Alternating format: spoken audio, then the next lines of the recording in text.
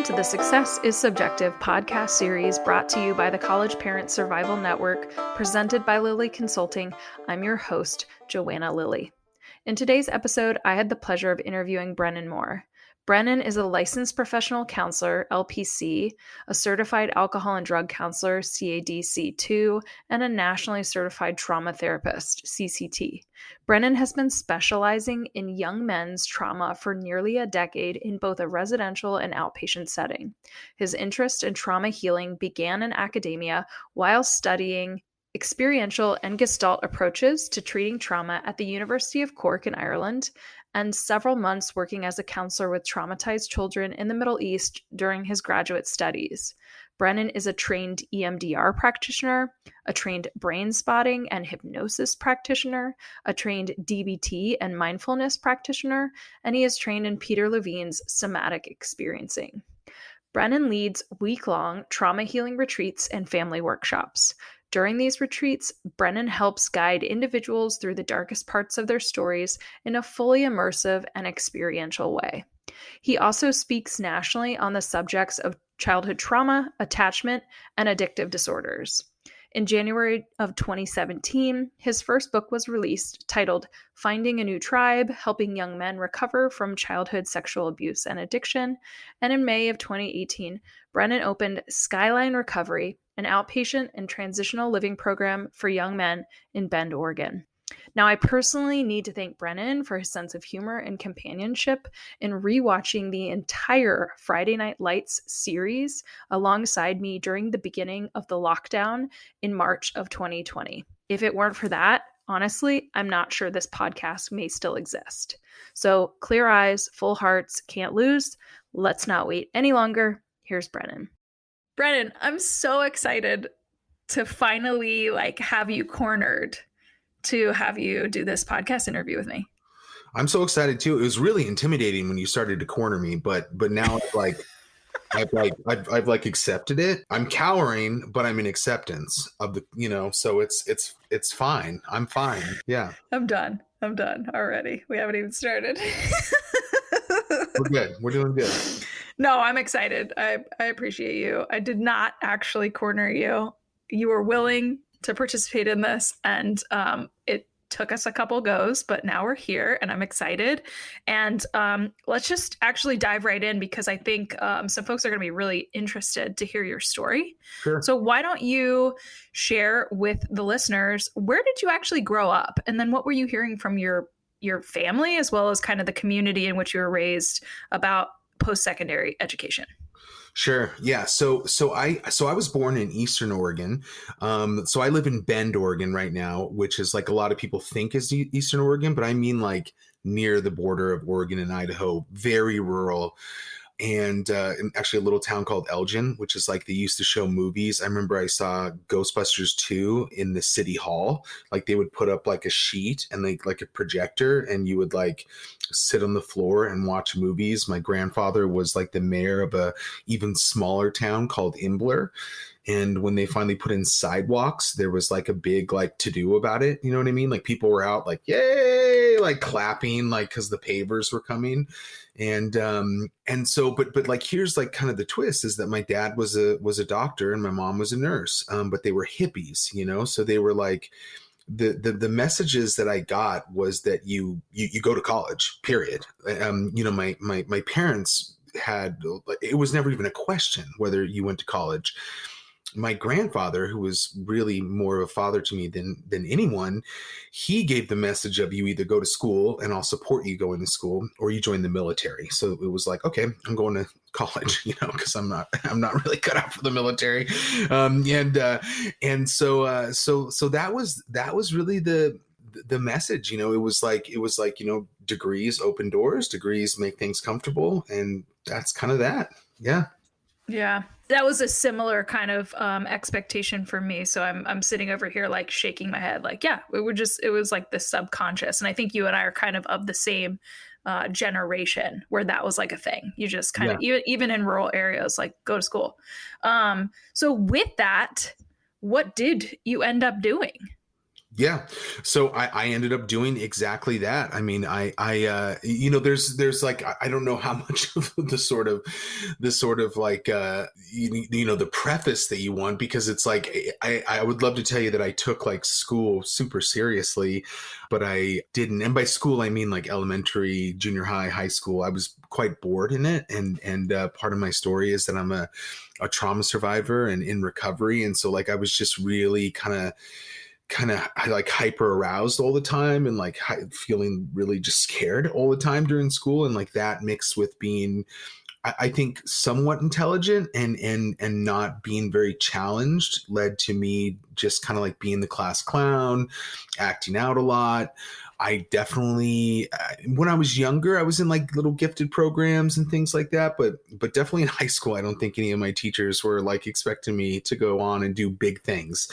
But because this thing was like so subconscious, like you talked about, Joanna, it was like you're going to college without anyone having to explain to me the deal. I knew that like, okay, my family said that they would support me with a state school, like I don't come from a super affluent family. And so like Brown was out of the question. So I think that's another reason. It was just like, I was like, what's the point? I'll get my like 1150 on the SATs, kind of study for it. And I graduated high school with like a 3.1 GPA, just like enough to get into any, University of Oregon, Oregon State, whatever. And I ended up going to Southern Oregon University. And my track was like really clear. I'm going to do 4 years here. More than 4 years is not acceptable. That was another subconscious message that I had, was like, over 4 years means you've like screwed off, or like you've messed up, or something's wrong with you. And then right to grad school. You apply to grad school your senior year, you get into grad school, and that's that. Grad school is another thing that was just like, yeah, you got to go to grad school, So that's what I ended up doing. Wow. And just like knowing that you have these kind of perimeters, right? The timeline, maybe that like voice in the back of your head, like, Brennon, don't screw up, right? You have to be on track, quote unquote, to get your degree and like follow this path. I mean, how was the college transition for you? I mean, saying that you were already bored in the K-12 system makes me wonder, I'm not going to assume that Southern Oregon was kind of similar in terms of that academic rigor and how you may or may not have been challenged. Mm-hmm. So just give us like a little blurb of just like how was the actual college experience for you, just so we can kind of wrap our heads around, like what happened, right? Like, were you challenged? Sure. So, again, there's a little bit of like, so it was almost a complete 180 when I went from like high school to college. I took it so much more seriously. I felt so much more respected in college from professors. And again, there's a preface to that. Like in high school, I was getting in a lot of trouble. My substance abuse issues were really starting to ramp up.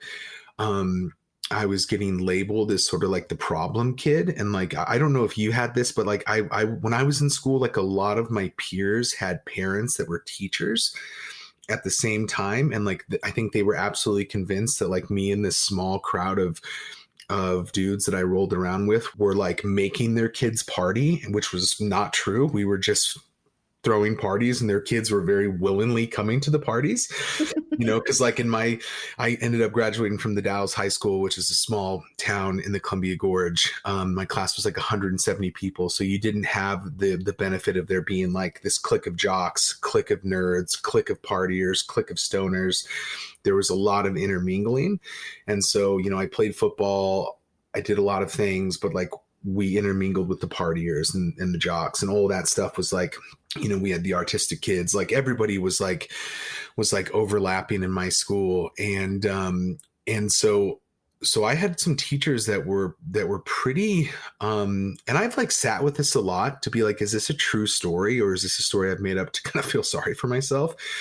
But it's real. Like I've sat with it a lot and talked about it with like my family. And I had a lot of teachers that were really pretty mean to me in high school, like would say pretty not so great things, like would call me a loser, tell me I was going to go nowhere. I had some teachers that did stand out and like literally pulled me aside and were like, just get out of this town, man. you just need to get out of this town and get away from this reputation. And so that's what happened when I went to college. I got to start anew. This is like a really kind of silly thing, like that it's always like embarrassing to admit, but like I had a nickname in like junior high and high school. Like even when I graduated, they called me by my nickname, and my nickname was Bubba. And it like really fit this like hard partying, hard football playing persona that I was really trying to like be. And so when I went to college, like I chose Southern Oregon because it was the farthest away I could get while still being in the state from my hometown. There was opportunities to play football. And like the fewest people I knew from my high school went to that school. And so I told all my friends, like, don't call me Bubba anymore. Like, call me Brennon. There were people, I had friends that didn't even know my name. And so like, I wanted to be called Brennon. Like I wanted a really different experience. I didn't want my professors to look at me a different way. So like, I just realized that I had to turn it on, that this was different, that this was an opportunity for a true fresh start, which is like pretty rare for a true fresh start opportunity. So yeah, it was like college was honestly, Joanna, pretty amazing for me, surprisingly. Yeah. Well, and then to hear, just to go back to your comment kind of about the original timeline or expectations from your family, you were on that 4-year track. Here you are, like fresh start, new identity, kind of exploring that. You alluded to kind of the ramping up of your substance use, and then you're off into grad school. So talk about kind of the transition then from, did you go to grad school at the same school? Like what else was going on, right? Here you are at this transition point, which is probably like 22 when you're going from undergrad to grad school. So talk about kind of that next chapter in your academic and young adult life. Well, I'm glad you asked about that, because that is when the transition did not go so well. So it was a delayed stumble, that's for sure. And like I know a lot of the stuff that you're passionate about, Joanna, like taking a gap year and like recognizing like when your like mental capacity is at its max. And like I was fried at the end of that 4 years. I did like research with professors and won a research award and was published in undergraduate level, and like just was like really just like go, like studied a year abroad. And every summer I traveled, and I had this sort of just like quintessential like live the college life, and it was fun. And it was also like a lot of burning the candle at both ends. And so when it came to grad school, I applied to just one school, which is really not advisable. And it was up in Seattle. And I applied to Antioch University, Seattle. It was a cool like program in counseling psychology that I thought would be really interesting. But mostly I wanted to go to Seattle for my friends that were up there, right? Like I was really starting to need like social crutches a lot more. And I had these friends that were living up there, and they had a place that I could live. And it was like, I was suddenly like so anxious, whereas like the first 4 years of college, I felt really confident. So I was like, I got to go where I have friends and where I know people. And so like, I just applied there, and actually I didn't get accepted. And like, again, here's another just like really vulnerable, true story. I like fell to the ground and like just started like, Jung would just chime in right now and just be like, you just talk about like total child regression and like sort of, mother complex type stuff, and just was like pounding the floor, like screaming, because it was like this story that I had was shattered. And I had this professor that I'd been a TA for and done research for and all this stuff, just really rally for me. She like called in a friend who called in another friend, the professor tree, who eventually knew somebody at Antioch. And then I ended up getting in. And it's like every day I got closer to the first day of grad school, I felt like I was going to spiral out of control, honestly. And like, I just like, it was such a great school, downtown Seattle, and they have a couple locations all over the country, and the professors were awesome, and like they really believe in diversity and like LGBTQ awareness, and like and it was like everything I wanted, and I was miserable, just absolutely miserable, and then I felt like crap about being so miserable, right? Like I'd be walking around being like, what's your problem? You got into the grad school of your choice. You're living with all your architect buddies from who are going to school at the UW, and like you're going to hip parties at bars like the Viceroy, and running into famous musicians, and all like my life was like so cool on the surface, and I was absolutely miserable. And so like I just found a way to just really get by in grad school. That's when it started like kind of returning to the just getting by, like the let's just get the 3.0 to get into the state school kind of deal. And my addiction was also really ramping up at this point, and just a lot of stuff was going wrong. But it's like I never thought about stopping. That never even crossed my mind. That would have meant admitting total defeat. You're saying you weren't even considering stopping going to school? No. Yeah. None. That was never a thought. I mean, I knew I was jacked up. I mean, I knew I needed to do something, like I knew that there were so many times where I thought to myself, even like, what are you going to do when you finish? Like you're a hot mess, mm-hmm. But yeah, it was like the one thing I had going. I always joke that like the good thing about being a grad student while in full-blown addiction is it was like you could it was like you were doing something and nothing at the same time, right? It was like you could go to a party and people would kind of look at me, and I'd be like kind of sweaty and like looking a little like not so great, and people would be like, so like, what's your story? What do you do? And they'd expect me to probably be like, I'm a dishwasher at this place called Lucy's. And I'd be like, oh, I'm in grad school at Antioch for mental health counseling. And they'd be like, really? Well, okay, you must not be doing that bad, I guess. And like I really liked that, right? Like grad school meant that I must not be doing that bad. And that was really important. And it makes me think of, this is like my little like, I'm going to like sidebar comment for a second. It just makes me think about how so many students that you and I both work with that really struggle with that piece of letting go, right? Like they have to hold on. I would rather be miserable and aware of like how I'm not even thriving. Like I'm barely surviving, but I committed to this thing and I'm going to see it through. And if it's not the young adult, sometimes we see it from the parents. They can't let go. No way. Johnny has to stay at UW, right? I'm just going to use we're still in Seattle, so I'm just going to use that. Like Johnny has to stay at UW. Like you got in, right? And maybe you're in a fraternity or maybe not, but like, see it through. Pick yourself up by your bootstraps. Like, get your shit together. Mm-hmm. I have this family that I'm working with right now, and I know they wouldn't mind me sharing just a snippet of their story, obviously, while keeping them anonymous. But the mom was literally like writing papers for my client and was like setting reminders for herself to remind him to turn in assignments and things like that. And it is really that like the story we have of how life at a certain age is supposed to be. And whether it's like pop culture or whether it's just like the mythology that is told to us from our parents and like our older siblings or whatever, the mythology of college, right?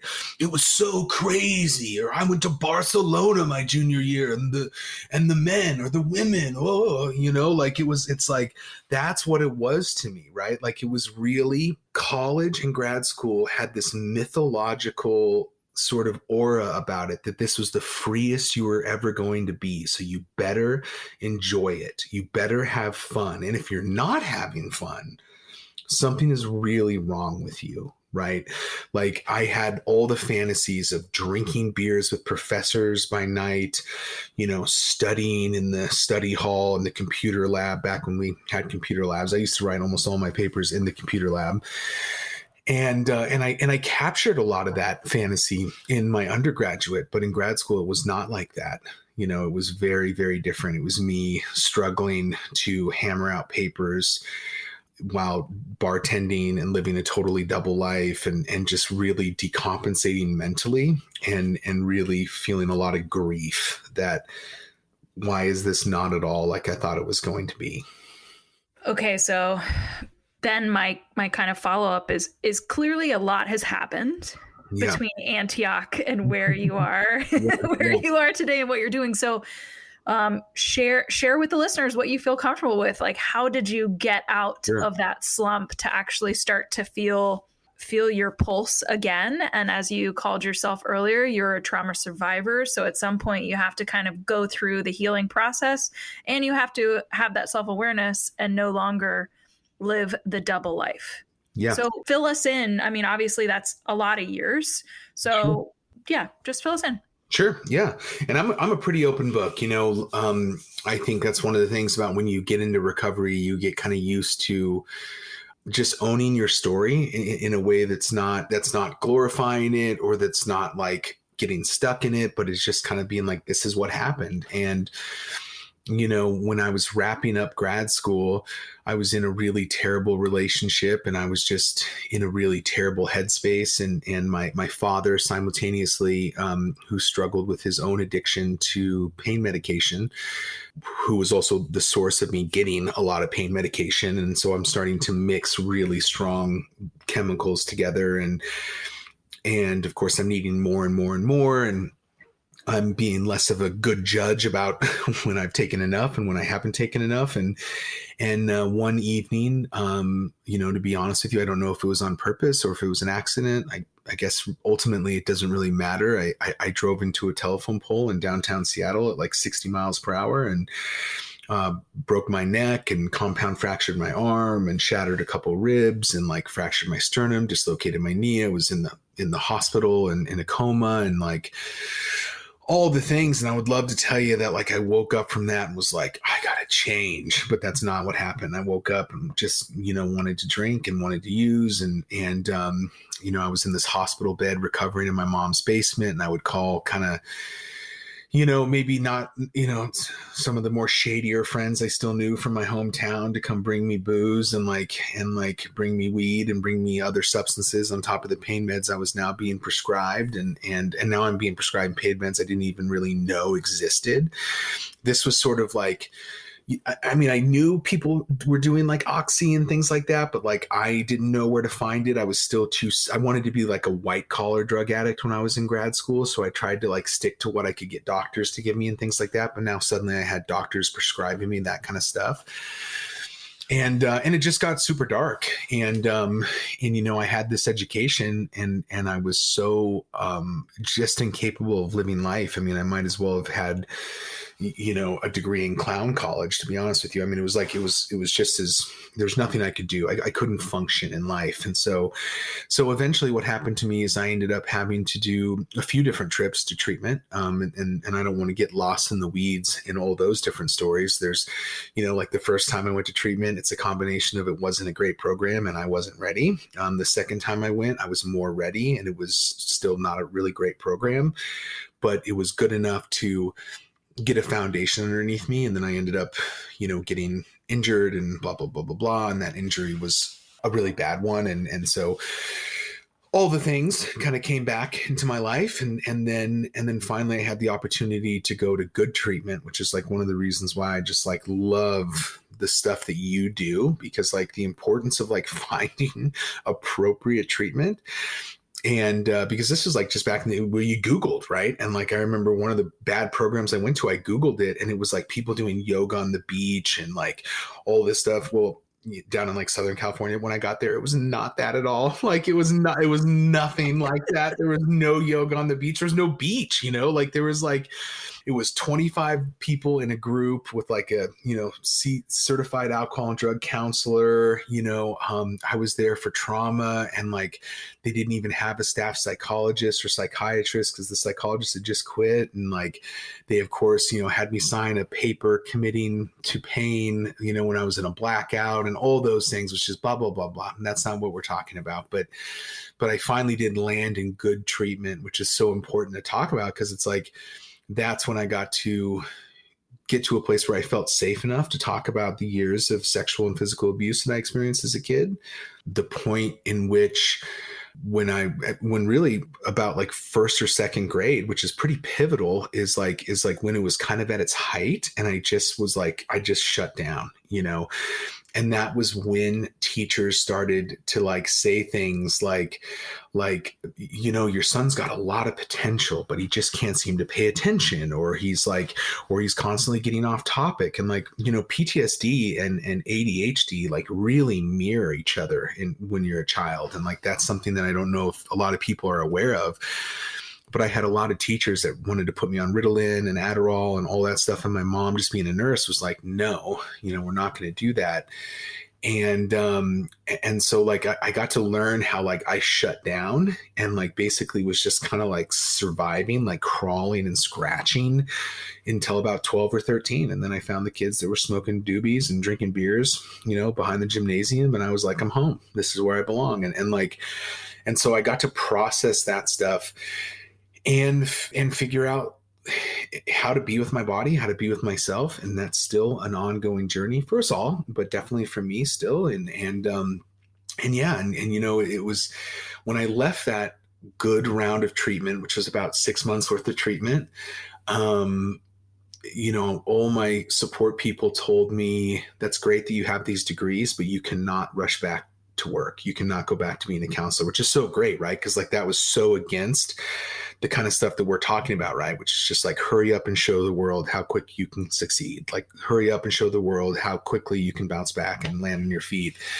And so yeah, I had, a master's degree, and I was working at this restaurant called Turtles as a waiter, and it was in Eugene, Oregon, and it was kind of like a college bar, and it was awesome. It was like the best thing for me to be doing, because it was like no stress. Like, they'd be like, hey, can you come in Saturday? And I'd be like, no. And they'd be like, come on. And I'd be like, no, and I just didn't care. I was like, I'm just, this is just to pay the rent and put some groceries in the cupboards. And I just really got to focus on myself, and that was so beautiful. And then, that's one of the messages I give to my guys, because I work with a lot of these young dudes who are really like chomping at the bit to get back to living. And like, I try to remind them, like, before you know it, you are going to be in the thick of it again. So enjoy this time. And that's kind of how it was, like at Turtles, I did start doing some trainings and started really like kind of honing and sharpening my skills as like a trauma specialist. And I started recognizing the importance of trainings. I'm trained in like EMDR, brain spotting. I'm a certified trauma therapist, certified in clinical hypnosis. I'm a somatic experiencing practitioner, just a total like therapy geek. That's a lot of what I've been doing throughout the past years, is just getting trained up like crazy. And I got my first real big boy kind of job offer at a program, as a caseload therapist out in Central Florida at a place called The Refuge. And I moved from Oregon with my partner at the time. And we went out there, and I ended up working for The Refuge to some capacity for almost a decade, starting as a caseload therapist to being a speaker and writer and designing their intensive retreat program and like helping them kind of launch that, working with Judy Crane, the founder of The Refuge, for a long time, helping her do intensives and retreats, and yeah, just learning what it meant to be a professional. Because the truth is, when I was in graduate school in Antioch and miserable, like, if you would have asked me, like, what do you want to do with this degree? What are you excited about? I think I would have just stared at you and been like, I don't know, like, help rich people like feel better and like hopefully just get paid. I don't know, like, I would have just like literally given like some sort of like, I was like, I did not care. There was like no zest for like helping. It was just, this is what I got to do. Yeah. I really wish that I had had a video recording of that facial expression as you were saying that, because I think everybody would have really enjoyed seeing like how you just interpreted yourself, like how you would have responded. It was entertaining. Yeah, it's too bad everyone didn't get to see it. I have good facial expressions, and like, you have great facial expressions. And I'm wearing different costumes while I'm talking, and there's a whole piece of this people are missing. Yeah, but that's okay. We'll do a part 2.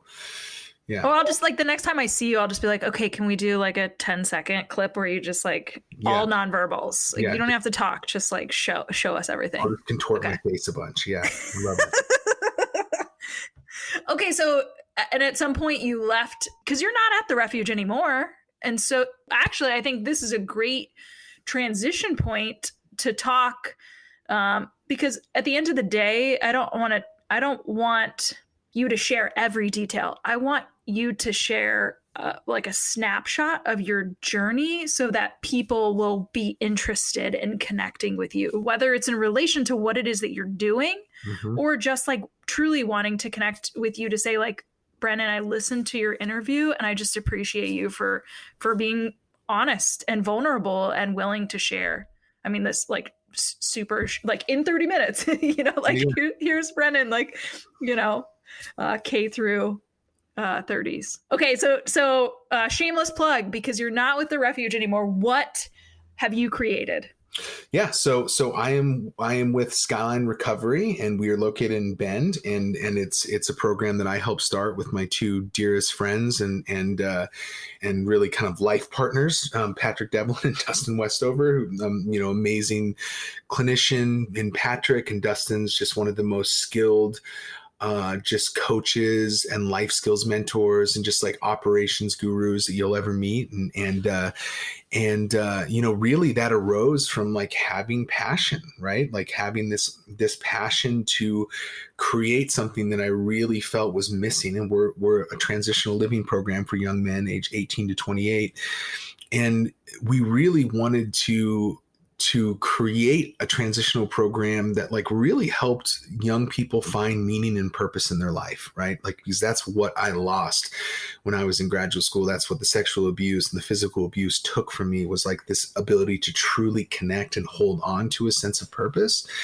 Our focus is on primary substance abuse and dual diagnosis. So it's kind of like for most of our guys, it's like a race that is tied for first.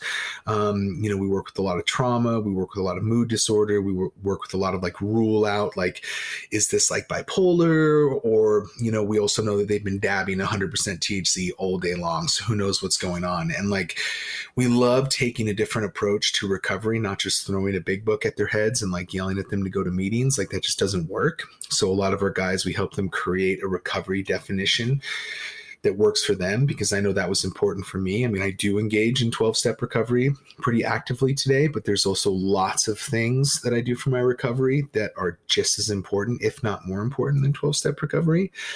So we really want to help guys find that too.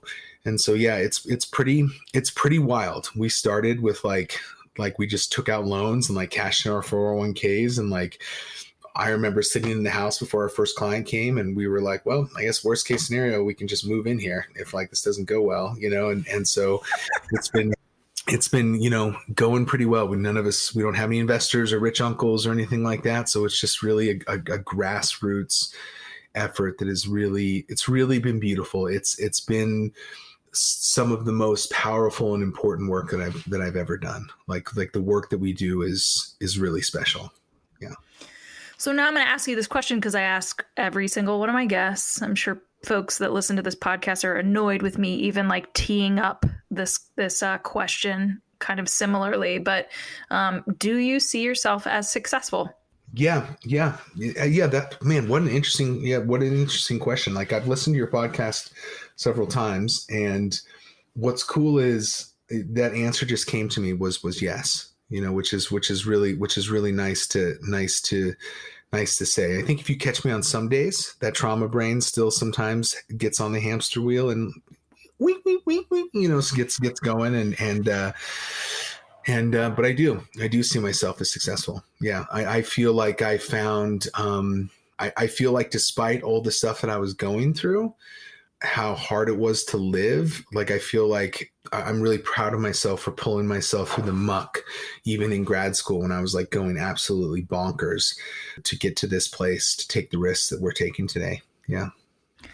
So then to kind of piggyback off of that, because you are working with so many young men, I usually just like kind of throw this question out there generically, but I also think it might be more appropriate for you to be focused kind of on the population that you serve, right? Mm-hmm. This like 18 to 28-year-old emerging young male kind of defining their own recovery, which I really like how you said that, or creating their own definition of recovery. So, what piece of advice would you give to a young person right now that is kind of struggling, right? They're in the muck right now. What Mm-hmm. advice are you giving them? I think one of the biggest pieces of advice that I would give is that it's okay not to know what you want to do.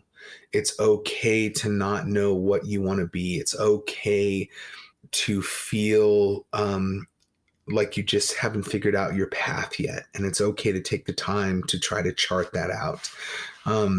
That is one of the things that I talk to my guys a lot about, which is that, a lot of people just kind of like bulldoze into their life. They become a business major because their dad wants them to become a business major, or a dentist because their dad wants them to become a dentist. And then 25 years later, miserable, drinking too much, they're unhappy and they're struggling with mental health, or they're struggling in their relationship and they don't know why. I tell these young guys, you get to figure this stuff out now. You get to avoid all that stuff now, and you can chart a course that is real and is meaningful for you. Like I use the analogy for them often of like just a 2-degree shift can like a 2-degree shift in the rudder of a boat can cause you to miss an entire continent. Like, this is like small changes, like taking a semester off of school to like go to an ashram and like do yoga might be the thing that helps you decide what you want to do in a real meaningful way to you.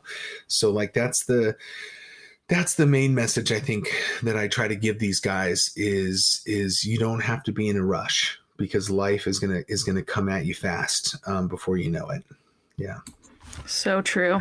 I'm like sitting here too, just actually stunned slightly and reminded on that description of like a 2% shift, right? In the direction when you're actually like charting anything nautically, like how significant that could be.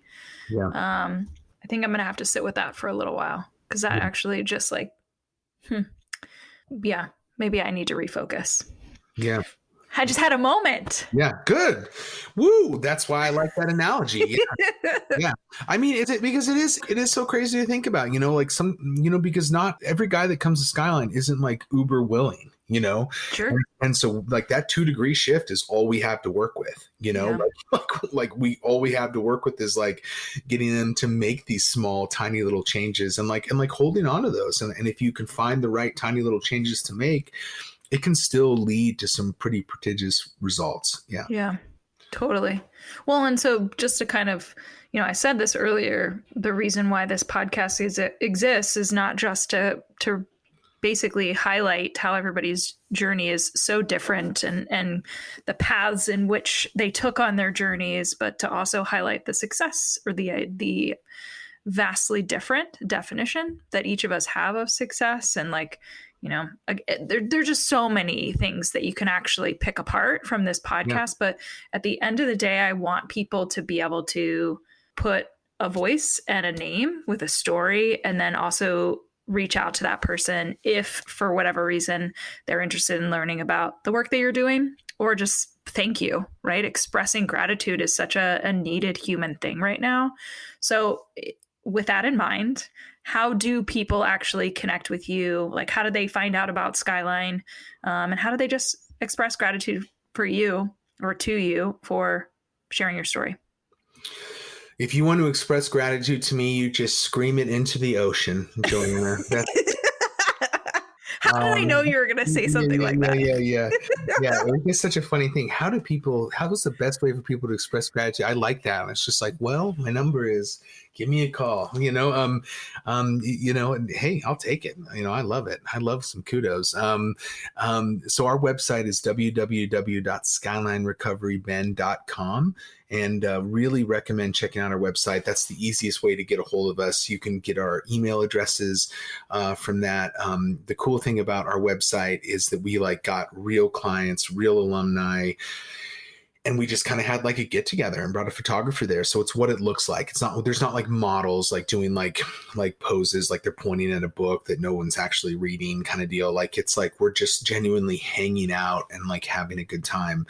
And that's one of the things that is really, really so special about Skyline, is that we're really like a family. And so also, if you're ever in the Bend area and want to reach out or connect, we'd love to see you. My email address is brennan@skylinerecoverybend.com. And that's also a great way to get a hold of me. So, yeah. Great. And we'll make sure all of that is in the show notes. Cool. So when this goes live, people can either, if they're auditory, they'll just remember that and plug it in and reach out, or they'll just go to the show notes and click on the links. But either way, I hope folks do connect with you to either, again, just express gratitude and appreciation for you, or to be curious and learn more about Skyline. So, Brennan, thanks again for taking the time to be on the podcast. Yeah, thank you so much. It was a pleasure being cornered by you. Yeah.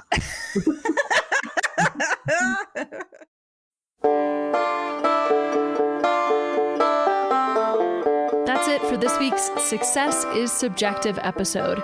Stay tuned for our next episode, where you can bet it'll be another amazing human sharing their very personal story with the world. You can follow me, Joanna, on Instagram @Lily Consulting, and on Facebook @Lily Consulting LLC. Most importantly, though, check out the resources link on my website at lilyconsulting.com, and that's LILLEY consulting.com, or you can just search on Google for Lily Consulting. You can also download and subscribe to listen to the Success is Subjective interviews on any popular podcast app, such as Apple Podcasts, Google Podcasts, iHeartRadio, SoundCloud, Spotify, Stitcher, and TuneIn Radio. Make sure you check out the show notes, where you'll find contact information, website details, links to articles, and all social media for our guest. Thank you, our listener, for tuning in, and remember, there is no single path through life. Success is what you make it.